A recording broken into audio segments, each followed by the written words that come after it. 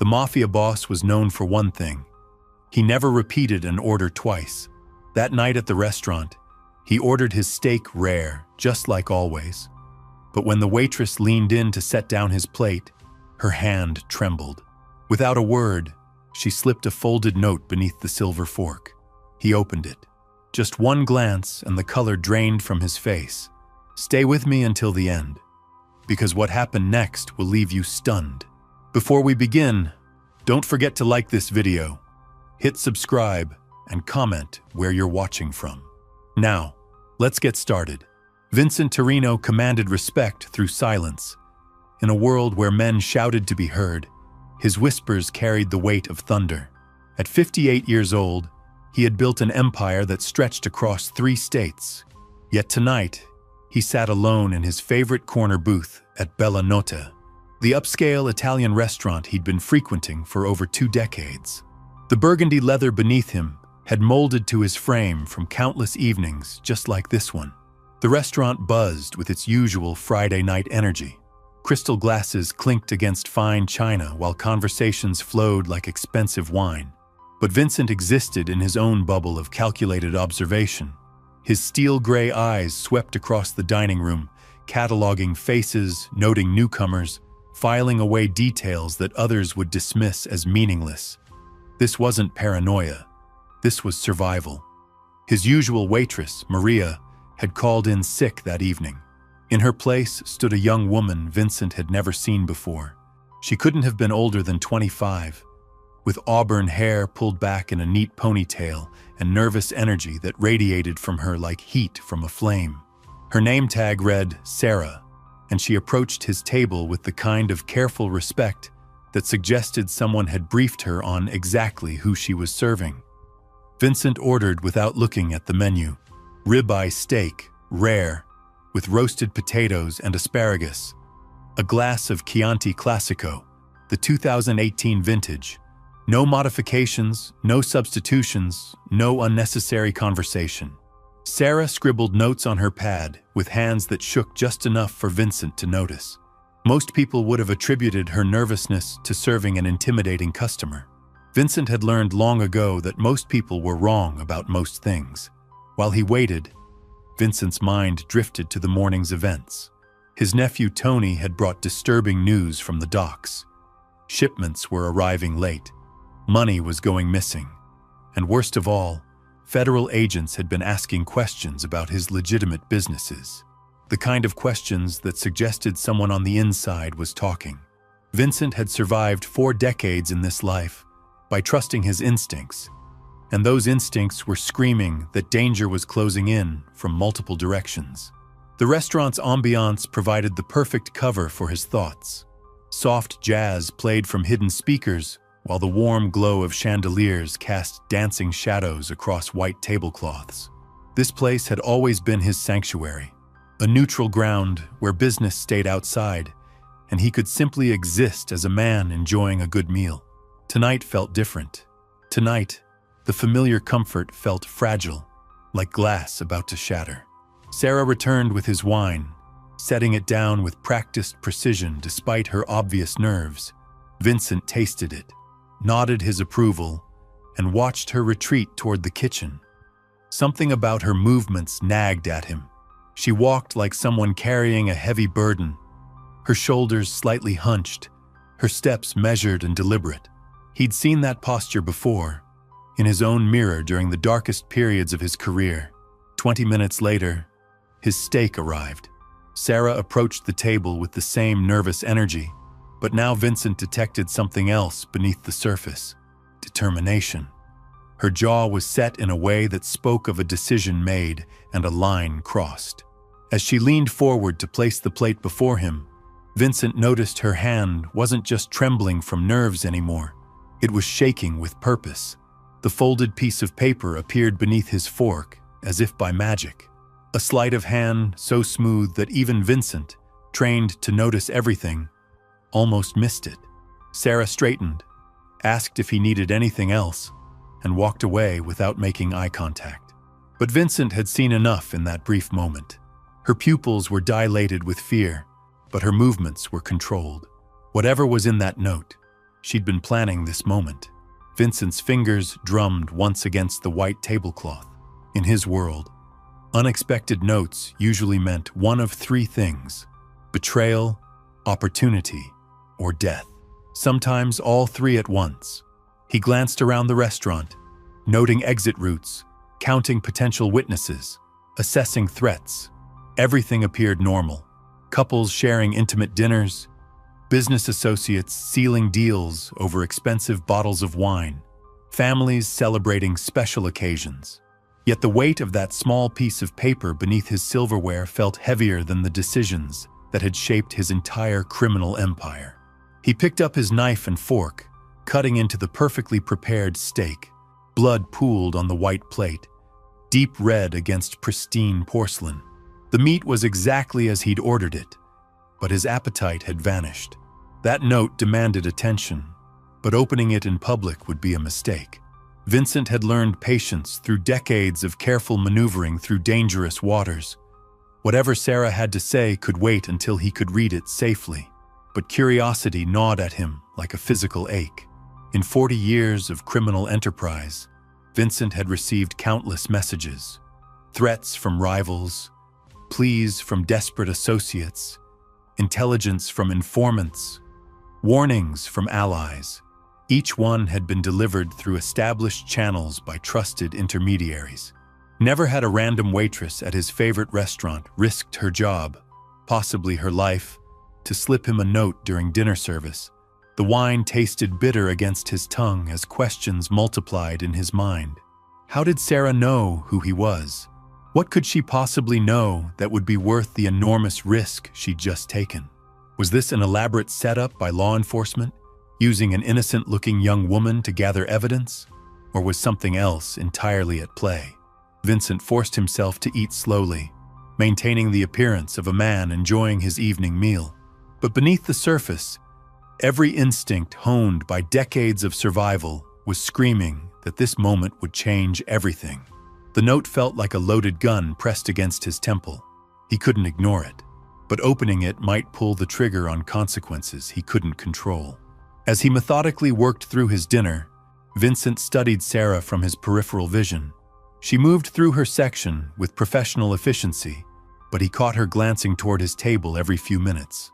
Not the casual attention of a waitress checking on her customer, but the focused observation of someone waiting for a reaction. Someone whose entire world might depend on what happened next. The restaurant's comfortable atmosphere now felt oppressive. Every laugh seemed forced, every conversation potentially dangerous. Vincent realized he was no longer just a customer enjoying dinner at his favorite establishment. He had become a player in a game whose rules he didn't yet understand, holding a piece of paper that might contain his salvation or his destruction. The weight of that folded paper seemed to increase with every passing second. Vincent finished his wine, the rich Chianti doing nothing to calm the storm brewing in his chest. He'd built his reputation on reading situations, on knowing when to act and when to wait. But this moment defied all his experience. A young waitress had just handed him what could be either his death warrant or his lifeline, and he was sitting in a crowded restaurant with no way to know which. Sarah appeared at his table again, this time with the dessert menu. Her voice was steady as she asked if he'd like to see their selection, but Vincent caught the barely perceptible tremor in her words. She was terrified, yet she'd still approached him again. Either she was the bravest fool he'd ever encountered, or she knew something that made the risk worthwhile. "Just the check," Vincent said quietly, his eyes never leaving her face. For a split second, their gazes locked, and he saw something that made his blood run cold. It wasn't just fear in her eyes, it was recognition. She knew exactly who he was, and more importantly, she knew something about his world that she shouldn't. As Sarah walked away, Vincent's mind raced through possibilities. His organization had been careful, methodical. They'd kept their legitimate businesses clean, their illegal operations compartmentalized. But federal pressure had been mounting for months. 3 of his associates had been arrested in the past 6 weeks on seemingly unrelated charges. His lawyer had warned him, that someone was building a case, piece by piece, connection by connection. The note felt like it was burning a hole through the tablecloth. Vincent's fingers itched to unfold it, but years of survival instincts held him back. The restaurant suddenly felt like enemy territory. Every face could belong to an undercover agent. Every server could be wired. Every conversation could be monitored. He was trapped in a glass box, visible from every angle, with a secret that demanded immediate attention. Vincent placed his napkin on the table and stood up, his movement fluid and controlled, despite the chaos in his mind. He walked toward the men's room, each step measured and deliberate. The note remained hidden beneath his palm, pressed against his leg as he moved through the dining room. Behind him, he sensed rather than saw Sarah watching his departure. The restroom was empty, a small mercy. Vincent locked himself in the furthest stall and finally allowed himself to examine what Sarah had risked everything to give him. His hands, steady through countless life or death situations, trembled slightly as he unfolded the paper. The message was brief, written in careful block letters that suggested education and intelligence. They know about the warehouse. Federal raid planned for tomorrow night. You have less than 18 hours. This is not a trap. Check your phone in exactly 10 minutes. Sarah Martinez, FBI. The words hit Vincent like a physical blow. FBI. The young waitress with the nervous hands and careful movements was a federal agent. But instead of arresting him, instead of gathering evidence for a conviction, she was warning him. The implications crashed over him like a tide of ice water. Either this was the most elaborate sting operation in law enforcement history, or Agent Sarah Martinez had just committed career suicide to save his life. Vincent read the note 3 more times, memorizing every word before tearing it into tiny pieces and flushing them away. His mind shifted into the cold, calculating mode that had kept him alive through decades of warfare. If Sarah was telling the truth, his entire operation was compromised. The warehouse where they stored everything from stolen goods to financial records would be swarming with federal agents tomorrow night. But why would an FBI agent warn him?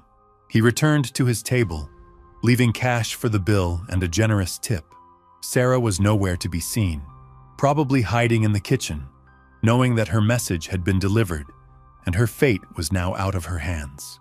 Vincent walked out of Bellanota with the same calm dignity he'd entered with, but internally, he was already 3 moves ahead in a deadly game of chess.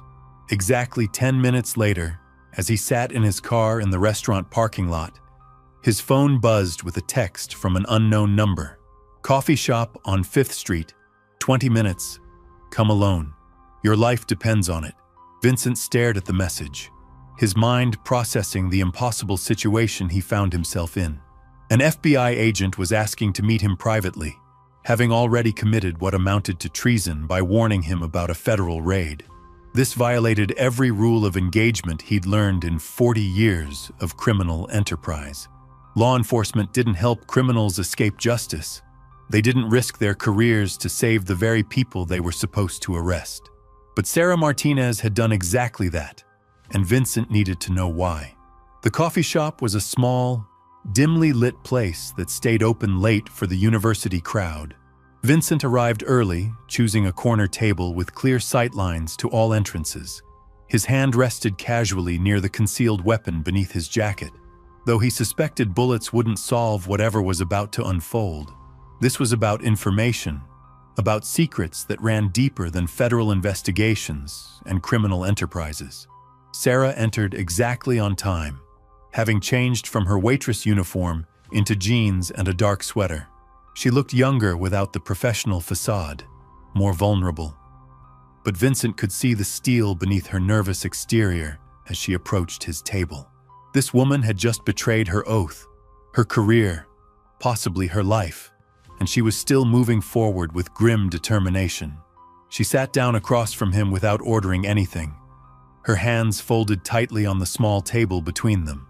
When she spoke, her voice was barely above a whisper, but every word carried the weight of absolute conviction. Mr. Torino, my real name is Sarah Martinez, and I'm a federal agent assigned to investigate your organization. But tonight, I'm not here as an agent.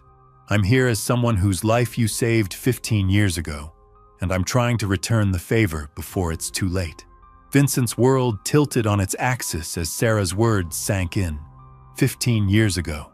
His mind raced backward through time, searching for a connection that could explain this impossible moment.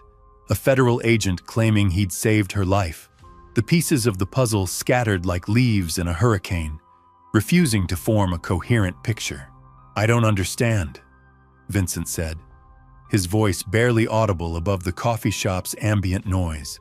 The steady hum of conversation and clinking cups provided perfect cover for their dangerous exchange, but he felt exposed nonetheless. Every instinct screamed that this was a trap, yet something in Sarah's eyes spoke of truth too raw to fabricate. Sarah leaned forward, her hands trembling slightly as she reached into her purse. She withdrew a small, worn photograph and slid it across the table. Vincent glanced down and felt his breath catch in his throat. The image showed a young girl, maybe 10 years old, with the same auburn hair and intelligent eyes as the woman sitting before him, but it was the setting that made his blood run cold. The photograph had been taken outside a rundown apartment building in the worst part of the city. Vincent remembered that building. He remembered that night. Most of all, he remembered the fire.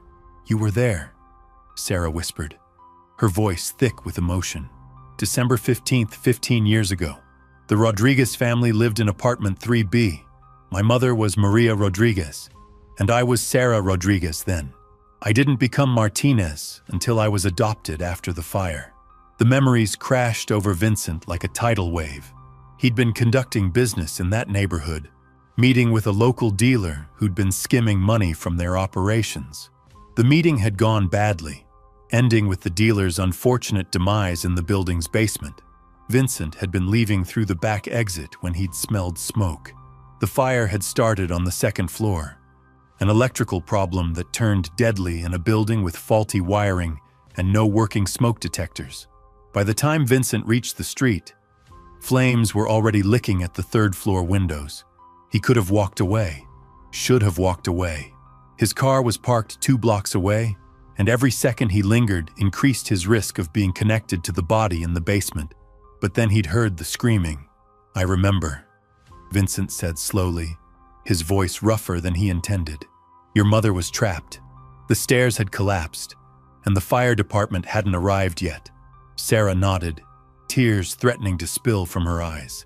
"She was trying to get me out through the window. The drop was too far for a 10-year-old, but she was going to lower me down anyway. She was terrified I'd fall and break my neck, but staying meant burning alive."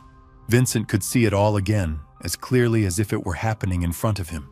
The desperate woman at the third-floor window, the child crying in her arms, the impossible choice between certain death and probable death. He'd looked around the empty street, knowing that every moment of delay brought him closer to discovery. Then he'd done something that went against every rule of his profession. "I found the construction site next door," Vincent continued the memory. "There was scaffolding equipment, extension ladders. I dragged one over and climbed up to your window. You saved both of us," Sarah said, her voice breaking. "You carried me down first, then went back for my mother. She died 3 days later from smoke inhalation. But she lived long enough to see me safe, long enough to tell me about the man who risked everything to save 2 strangers." The coffee shop suddenly felt too small, too crowded. Vincent's carefully constructed world was crumbling around a single act of humanity he'd tried to forget for 15 years. He'd told himself it was a moment of weakness, a deviation from the cold logic that kept him alive in a ruthless world. Now that moment had returned to haunt him in the form of an FBI agent with a debt she felt compelled to repay. "She described you perfectly," Sarah continued. "The expensive suit, the gray eyes, the way you moved like you owned the world. But most of all, she remembered your voice when you told her everything would be okay. She made me promise to find you someday, to thank you properly." Vincent's laugh was bitter and hollow. So you became a federal agent to hunt me down? I became a federal agent because of you, Sarah corrected. After my mother died, I was placed in foster care. The Martinez family adopted me, gave me their name, their love, their values. They were good people, law-abiding people. But I never forgot what you did that night. I never forgot that sometimes the line between good and evil isn't as clear as we want it to be. The irony was almost too much to bear. Vincent had spent 15 years trying to forget his moment of weakness, while Sarah had spent those same years building her life around the memory of his unexpected compassion. She'd joined the FBI not despite knowing who he was, but because of it. She understood that morality wasn't black and white, that even monsters could choose humanity in crucial moments. When I was assigned to your case 6 months ago, I thought it was fate, Sarah said. I was finally going to meet the man who saved my life. I was going to understand how someone capable of such kindness could also be capable of— She gestured helplessly, unable to finish the sentence. Of murder, Vincent supplied coldly. Of extortion, drug trafficking, money laundering. Let's not pretend I'm anything other than what I am, Agent Martinez. But that's just it, Sarah pressed on. You're not just what you are. That night 15 years ago proved it. You had every reason to leave us there, helping us put you at enormous risk, and you gained nothing from it. Nothing except the knowledge that you'd saved 2 innocent lives. Vincent felt the walls closing in around him. This conversation was dangerous on multiple levels. Every word Sarah spoke was a potential weapon that could be used against him in court. Every admission was evidence of criminal activity. Yet he found himself unable to walk away from this reckoning he'd never expected to face. Why? He asked simply. Why throw away your career, your life, everything you've built, to warn me about tomorrow night? Sarah's eyes met his across the small table, and Vincent saw 15 years of internal struggle reflected in their depths. Because I've spent months investigating you, Mr. Torino. I've seen the evidence, read the files, interviewed the witnesses. I know exactly what you are and what you've done. But I also know that without you, I would have died in that fire. My mother would have died believing she'd failed to save me. She paused, struggling with emotions that threatened to overwhelm her professional composure. I can't reconcile those two realities. The man who saved my life, and the man whose organization has caused so much pain. So I made a choice. I decided that one act of genuine heroism deserved one act of genuine gratitude, even if it destroys everything I've worked for. Vincent stared at her for a long moment, processing the magnitude of what she'd just revealed. An FBI agent had committed career suicide based on a childhood memory and a moral debt she felt compelled to repay. Ish and most noble. It was simultaneously the most fool thing he'd ever witnessed. The raid tomorrow night, he said finally. How much do they know? Sarah's professional training warred with her personal loyalty, but eventually, she spoke in careful, measured tones. Everything, Mr. Torino. They know about the warehouse, the financial records, the connection to your legitimate businesses. They know about your nephew Tony's involvement and the corruption at the docks. Someone inside your organization has been feeding them information for months. The betrayal hit Vincent like a physical blow. Somewhere in his carefully vetted inner circle was a traitor who'd been systematically dismantling his empire from within. The federal investigation wasn't just about building a case anymore.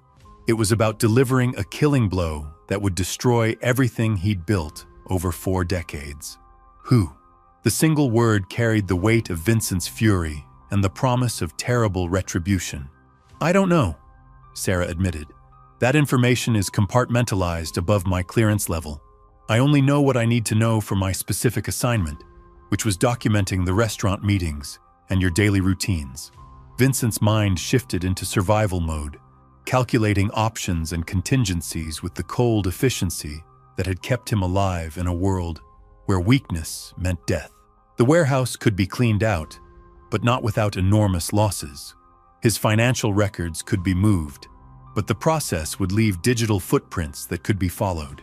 Worst of all, If federal agents were planning a raid, they already had enough evidence to secure conviction on multiple charges. "There's something else," Sarah said quietly. "Something I probably shouldn't tell you, but something you need to know." Vincent waited, knowing that whatever came next would be the final nail in the coffin of his old life. The investigation isn't just federal. There are elements from organized crime task forces in 3 states, international cooperation from agencies tracking your overseas connections, and financial crimes units that have been building cases for years. Tomorrow night isn't just a raid, Mr. Torino. It's the culmination of the largest organized crime investigation in the region's history. The scope of the operation stunned Vincent into silence. This wasn't just about his organization anymore. This was about dismantling an entire network of criminal enterprises, with his arrest serving as the cornerstone that would bring down dozens of associates, partners, and rival families. The federal government had been playing a much longer game than he'd realized, and he'd been the unwitting centerpiece of their strategy. "They want you alive?" Sarah continued. "The pressure from above is enormous to bring you in intact, so you can testify against the larger network. But if you resist, if you try to fight your way out tomorrow night, they have authorization to use lethal force." Vincent understood the implication. Surrender meant life in prison but continued existence. Resistance meant death, probably in a hail of bullets that would be justified as self-defense by federal agents. Neither option appealed to him, but at least now he understood the stakes of the game he was playing. "Why are you telling me this?" Vincent asked. "You could have just warned me about the raid. This level of detail makes you an accessory to whatever I do next." Sarah's smile was sad and resigned. "Because 15 years ago, you didn't just save my life, Mr. Torino. You showed me that people are capable of choosing something better than their worst impulses. You proved that even in the darkest circumstances, humanity can triumph over self-interest." She stood up from the table, her movement fluid despite the tremor in her hands. "I became an FBI agent to serve justice, but I've learned that justice isn't always the same as law. Sometimes the right thing to do is the wrong thing according to the rules. Tonight, I'm choosing to be human instead of being an agent." Vincent watched her prepare to leave, knowing that this would likely be the last time they ever spoke. In a few hours, Sarah Martinez would disappear into witness protection or federal prison, depending on how much her superiors discovered about tonight's meeting. Her career was over, her life forever changed, all because of a debt she felt she owed to a man who'd forgotten his own moment of grace. "Agent Martinez!" Vincent called out as she reached the coffee shop door. She turned back, her eyes reflecting the weight of decisions that couldn't be undone. "Your mother would be proud of the woman you became," Vincent said simply. "She would understand why you made this choice." Sarah nodded once, tears finally spilling down her cheeks, and walked out into the night. Vincent remained at the small table for several more minutes, his mind racing through possibilities and probabilities. The warehouse had to be evacuated immediately. His financial records needed to be moved to secure locations. Most importantly, he needed to identify and eliminate the traitor within his organization before they could provide any additional information to federal authorities. But beneath the cold calculations of survival, Vincent felt something he hadn't experienced in decades: the weight of moral complexity. Sarah Martinez had just sacrificed everything she'd worked for because of something he'd done 15 years ago, in a moment of uncharacteristic compassion. Her gesture forced him to confront a truth he'd spent years avoiding. He wasn't just the sum of his crimes. He wasn't just the cold, calculating monster that the federal files described. Somewhere beneath the layers of violence and moral compromise was the man who'd risked everything to save 2 strangers from a burning building. Sarah had seen that man, had been saved by him, and had chosen to honor his memory even when it meant betraying everything she'd sworn to protect. Vincent finished his untouched coffee and walked out into the night, knowing that tomorrow would bring either freedom or destruction. But for the first time in decades, he also knew that his choices mattered beyond their strategic value. Someone had seen him at his best and had chosen to believe that version of himself was worth saving. The question now was whether Vincent Torino could find that man again, or whether 15 years of darkness had buried him too deeply to resurrect. The warehouse could wait another hour. The traitor could wait another day. Tonight, Vincent had a more important decision to make about who he wanted to be in whatever time he had remaining. The city stretched out before him, full of shadows and possibilities, and for the first time in years, Vincent wasn't entirely certain which path he would choose. The weight of Sarah's revelation settled over Vincent like a shroud as he drove through the empty streets. Every shadow seemed to hold federal agents, every passing car a potential surveillance team. But beneath the paranoia that had kept him alive for decades, something else stirred. A memory of the man he'd been before the violence, before the empire, before the careful construction of Vincent Torino, the untouchable crime boss. He pulled into the parking garage beneath his downtown office building, the concrete walls offering temporary sanctuary from the world closing in around him. The elevator ride to the 15th floor felt longer than usual, each floor marking another step toward decisions that would define his final chapter. His legitimate businesses occupied the top 3 floors of the building, a maze of law firms, investment companies, and consulting groups that served as the public face of his private empire. Vincent's personal office sat at the corner of the building, floor-to-ceiling windows offering a commanding view of the city he'd ruled from the shadows for so long. Tonight, those lights looked different. Each one represented lives that would be affected by whatever he chose to do in the next 18 hours. Some of those people worked for him, depended on him, trusted him to protect them from the consequences of their shared criminality. His secure phone buzzed with an encrypted message from his nephew Tony. The text was brief but urgent. "Uncle, we need to talk. Something's wrong at the warehouse. Can you meet me there in an hour?" Vincent stared at the message, his blood turning to ice. Tony was asking him to come to the exact location where federal agents would be conducting their raid tomorrow night. Either his nephew was completely unaware of the impending danger, or Tony was the traitor Sarah had warned him about. The timing was too perfect to be coincidental. The realization hit Vincent like a sledgehammer to the chest. Tony, the boy he'd raised after his brother's death, the young man he'd groomed to eventually take over the family business, the only person in the world Vincent had allowed himself to love without reservation. If Tony was the informant, then everything Vincent had built his life around was a lie. Vincent's story reminds us that even in the darkest corners of human existence, moments of grace can reshape entire lives. That single act of heroism 15 years ago created ripples that eventually returned as Sarah's desperate warning, proving that kindness never truly dies. It just waits for the right moment to resurface. What happened next remains shrouded in mystery. Some say Vincent disappeared that night, using Sarah's intelligence to vanish before the federal net closed around him. Others believe he chose to face his reckoning head-on, finally accepting the consequences of decades spent building an empire on other people's pain.